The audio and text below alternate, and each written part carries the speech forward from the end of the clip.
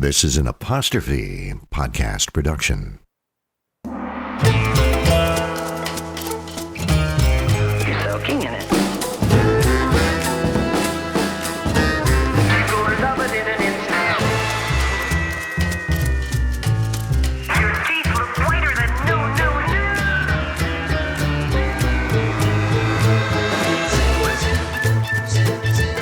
You're not you when you're hungry. You're in good hands with Austin.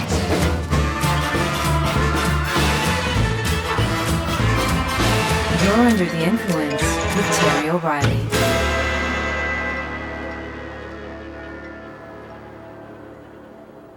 Houston, how's that field of view going to be?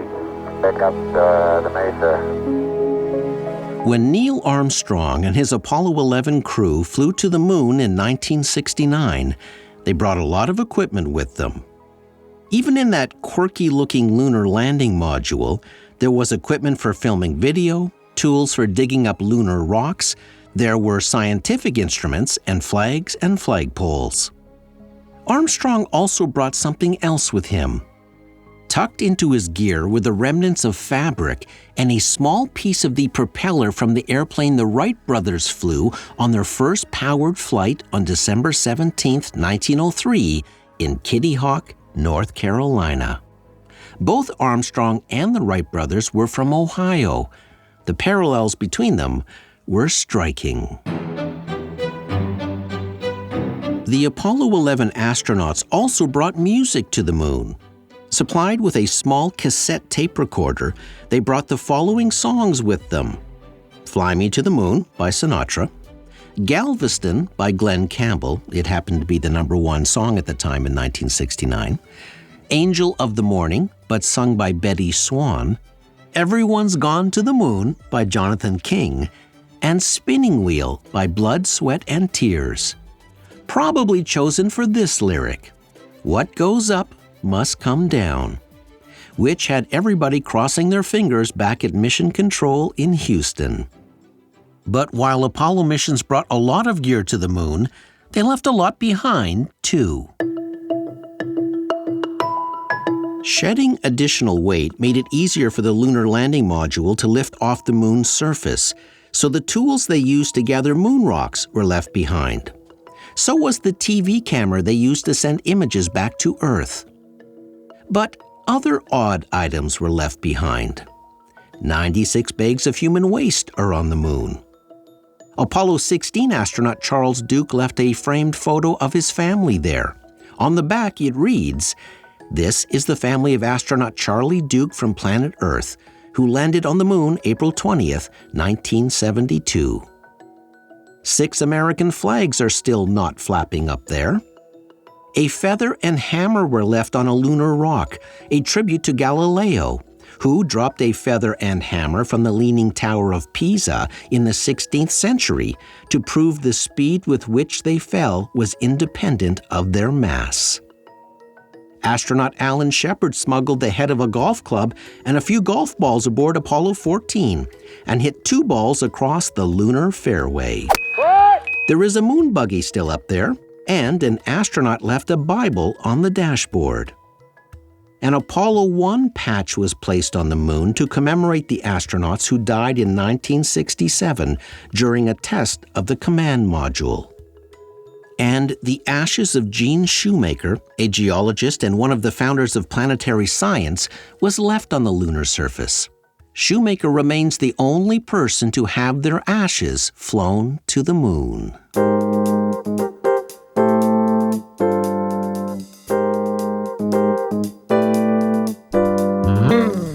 While there is a lot of space junk floating around in outer space and many items left behind on the moon, the world of marketing wants to put more stuff out there. With the commercialization of space travel, it is opening up dozens of new opportunities for marketers. There are ads on rockets, ads on spacesuits, and big plans to even put ads on the moon. In the mad race to find any point of differentiation, brands are relishing the thought of writing their names in the stars. It is the final ad frontier. You're under the influence.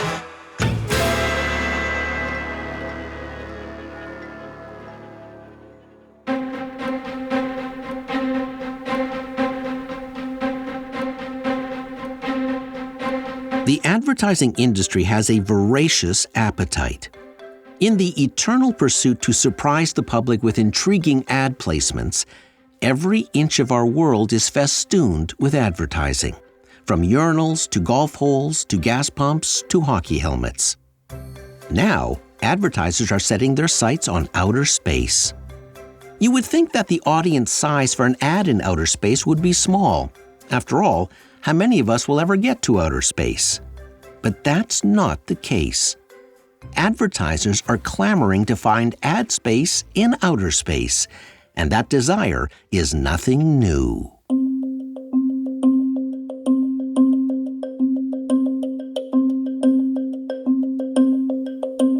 "34 years ago, in 1990, Russia launched the Soyuz TM-11 rocket for its 11th expedition to the Mir space station.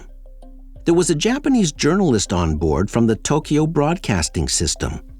The network not only paid for the journalist's seat, but also for a Tokyo Broadcasting System logo on the side of the rocket. When word got out the network was putting a logo on the rocket, 3 other brands asked to put their logos on the spacecraft as well, including Sony. 3 years later, a company called Space Marketing Inc. in Georgia put out a call to marketers. The company was looking for an advertiser for a giant floating billboard that would be launched into outer space. It would be so big, it would be visible to the naked eye. This giant astro billboard would be 1/2 mile long by 1/4 mile wide and would be made of mylar. Once ejected from the launch vehicle, the reflective billboard would unfurl and be pulled taut by a framework of inflating mylar tubes. From Earth, which is to say from 150 miles or 241 kilometers away, the billboard would appear to be half the size of the full moon. Space Marketing Inc. said the billboard would generate no sound or light, and its orbit could be controlled to cover only that part of the planet an advertiser would like to reach. Traveling at 20,000 miles per hour, or 32,000 kilometers per hour, the billboard could be seen from any Earth location for 10 minutes at a time, every 90 minutes, and would burn up in the atmosphere after 2 weeks. The cost, back in 1993, was $25 million, $20 million for the launch vehicle, and $5 million for the materials, engineering, and operations. When members of Congress first heard about the outer space billboard, they thought it was ridiculous. But when 11 advertisers ran up with checkbooks in hand, Congress panicked and introduced legislation preventing any venture from putting, quote, obtrusive advertising in space. As one senator said at the time, if advertisers are willing to pay $1.7 million for a minute of ad time during the Super Bowl, it's frightening to imagine how much they might pay to have their ad seen by half the world for 15 days. $1.7 million for a 1-minute Super Bowl ad. How quaint that sounds now. In the last Super Bowl, a full minute of ad time cost around $14 million. Even though Space Marketing Inc. called their ad an environmental billboard, it didn't fly, so to speak. The company was picketed by consumer groups, opposed by astronomers and lobbyists, and Space Marketing Inc. eventually abandoned the idea.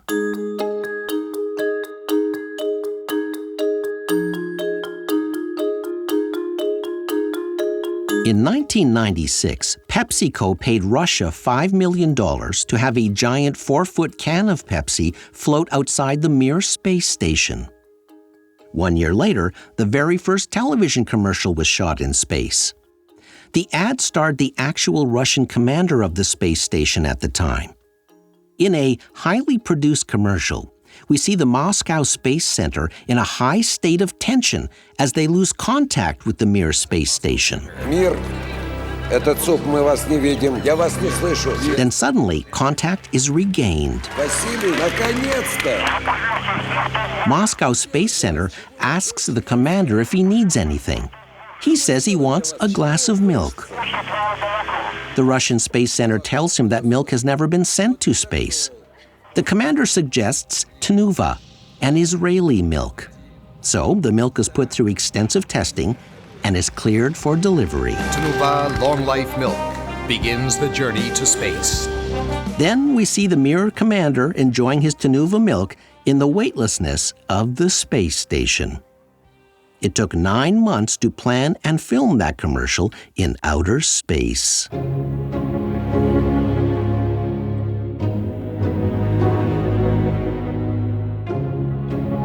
The thing about space advertising is that outer space is not ruled by any one entity per se. Back in 1967, the United Nations passed the Outer Space Treaty. The treaty was largely based on the declaration of legal principles governing the activities of countries in outer space. Essentially, it said the exploration and use of outer space shall be carried out for the benefit of all mankind. It said that nothing in outer space shall be claimed by any one country, no nuclear weapons shall be placed in outer space, and the moon and other celestial bodies shall be used exclusively for peaceful purposes. The treaty was signed by the Russian Federation, the United Kingdom, and the United States. There was nothing in the treaty about advertising. While the U.S. prohibits American marketers from placing obtrusive advertising in space, defined as being anything that can be viewed from Earth without the aid of a telescope, Russia is much more lax about the issue. It has a history of selling ads based on cosmonauts' spacesuits. In 2001, Pizza Hut had its logo put on a Russian Proton rocket. And Houston, we have pizza. That same year, Pizza Hut delivered a pie to the International Space Station in a vacuum-sealed container aboard a Russian rocket. Pizza Hut paid the Russian Space Agency $1 million to deliver the za, which was a bargain, as it's estimated that stunt attracted over $250 million worth of free press for Pizza Hut. And if you think delivering pizza is a big deal, wait until you hear what Japan has planned for astro advertising.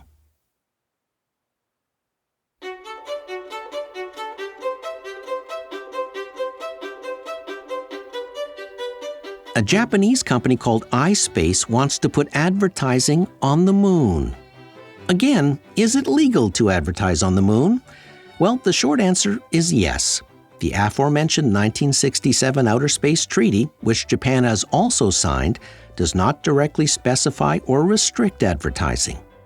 And as for the No Obtrusive Ads American law restricting celestial advertising, iSpace doesn't need to abide by U.S. laws.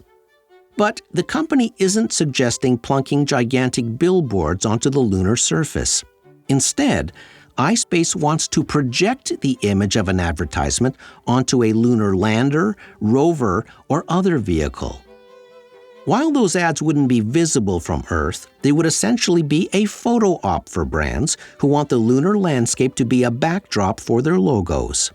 After all, Instagram does need content.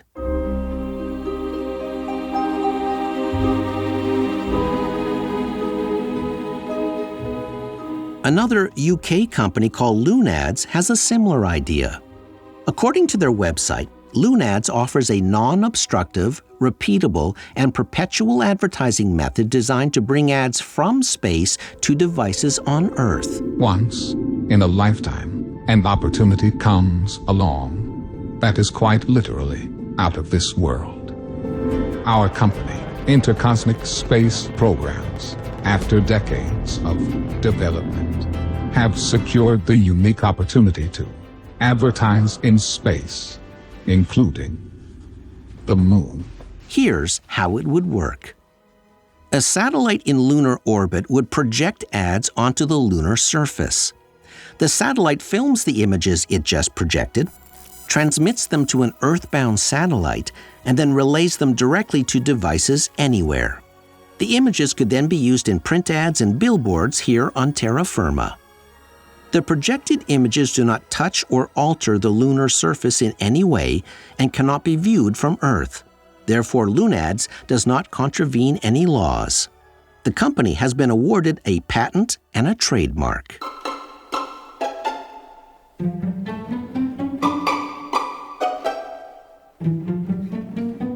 In 2008, Doritos became the first brand to beam a commercial out to potential extraterrestrial life. The commercial was part of the Doritos Broadcast Project. Doritos invited people in the UK to create a 30-second video clip that offered a snapshot of life on Earth. The public was also allowed to vote on the best entry and chose a video directed by a 25-year-old named Matt Bowron. The video was then pulsed out over a 6-hour period from high-powered radar at the European Space Station in the Arctic Circle. The signal was directed at a solar system just 42 light-years from Earth. Apparently, it hosts a habitable zone that could harbor small life-supporting planets like Earth. The head of the Doritos Broadcast Project said, "We are constantly looking to push the boundaries of advertising, and this will go further than any brand has gone before. Doritos is delivering a world first." He also said he wouldn't be too surprised if the first aliens started arriving on planet Earth immediately, demanding a bag of Doritos.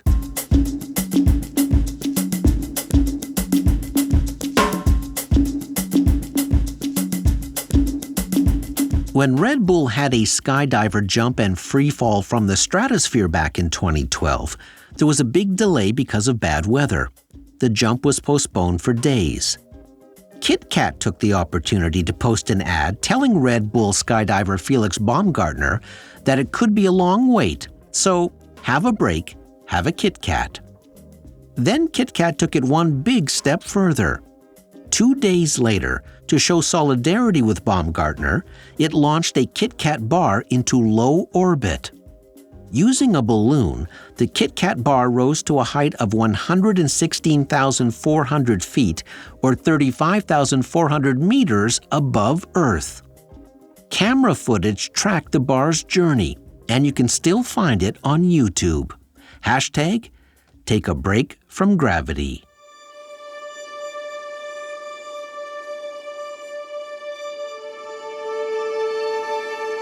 A company called Intuitive Machines made history recently.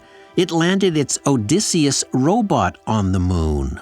It was the first commercial company to put a spacecraft on the lunar surface. Houston, Odysseus has found his new home.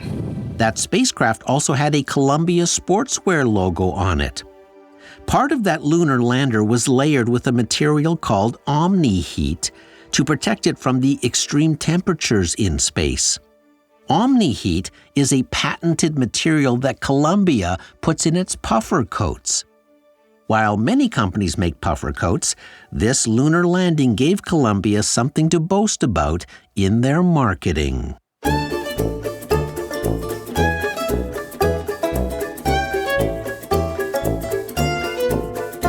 In 2017, KFC was the first fast food company to launch a chicken sandwich to the edge of outer space.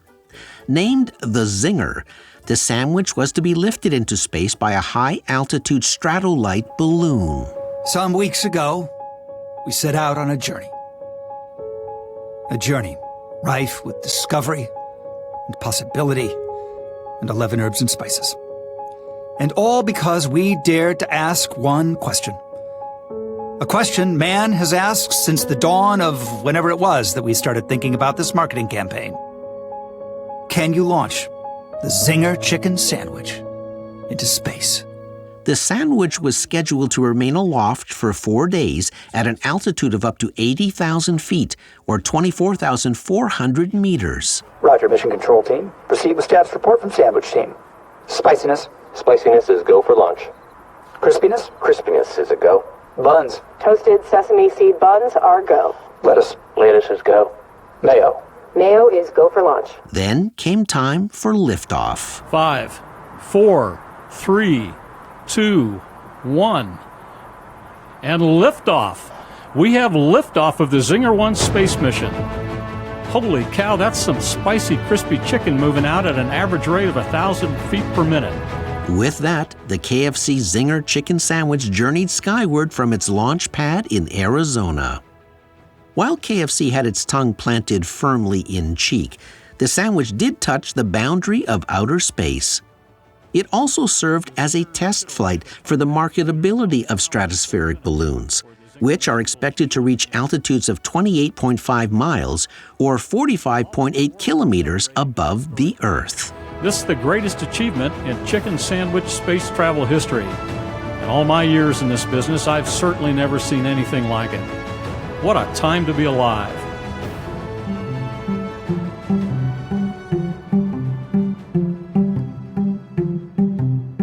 Remember when I mentioned Space Marketing Inc. and its giant outer space billboard idea that was essentially voted down by Congress? Well, that was back in 1993. In 2018, Elon Musk made history when he successfully launched the world's most powerful operational rocket into space.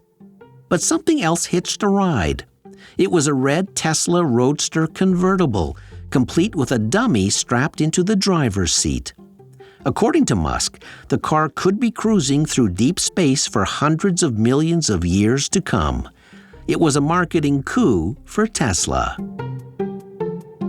Recently, Business Insider reported that Elon Musk has been planning to use his SpaceX rocket ship to launch a series of 50 small satellites into low Earth orbit. Each would be about the size of a bag of groceries. The satellites would be constantly bathed in sunlight and would deploy large reflectors to bounce that bright light back to Earth. Each satellite would appear like a bright star, and all 50 could be arranged to form pixelated patterns, not unlike an army of drones. Those images could spell out a brand name or form a logo in the night sky, and they could switch advertisers between target cities. And here's the surprising part.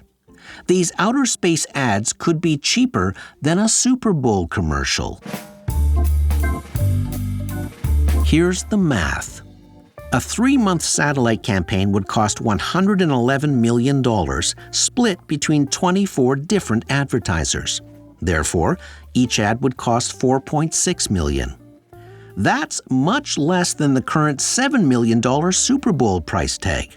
And instead of just reaching 100 million people, it could reach hundreds of millions of people. It's a novel idea, but Musk already has competition. A new Russian company wants to light up the night skies with advertisements for brands like Coke, McDonald's, and KFC.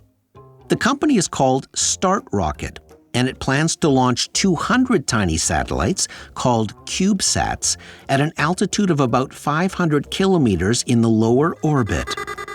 Like Musk's idea, these tiny satellites would reflect the sun and fly close together to comprise the pixels of a giant screen that could be switched on and off to display short words or logos.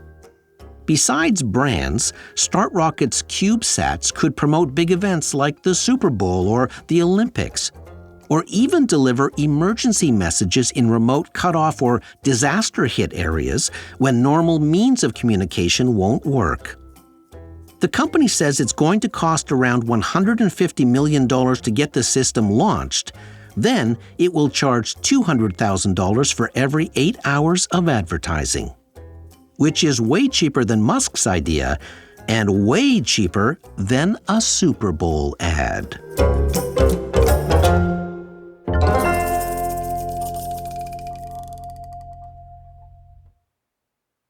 Since the 1950s, outer space has been the domain of governments. But with the arrival of commercialized space travel, all that is changing. The cost of space travel is coming down thanks to private industry, and NASA is even counting on that fact to underwrite future space exploration. But if private industry is going to hold that much sway, it's going to want to call the shots.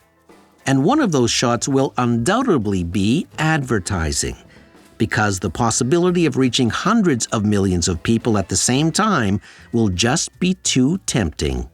and the revenue potential is astronomical. But I don't know anyone who wants to look up at the stars and see a logo for McDonald's, besides McDonald's. And I don't know anyone who wants to see the word Coke projected on the moon, besides Coke. I'm an ad guy who loves creativity and who sometimes likes to be surprised by a novel ad placement, but I don't like this idea. There is already too much advertising in the world. Why push that clutter into the Milky Way? It'll be one small step for man, one giant unwelcome leap for mankind when you're under the influence. I'm Terry O'Reilly.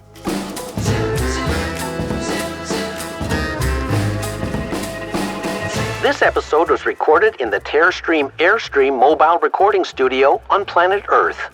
Producer, Debbie O'Reilly. Sound engineer, Jeff Devine. Under the Influence theme by Ari Posner and Ian LeFever. Tunes provided by APM Music. Follow me on social at Terry O Influence. This podcast is powered by Acast. By the way, you can listen ad-free by subscribing to our But Wait, There's More option.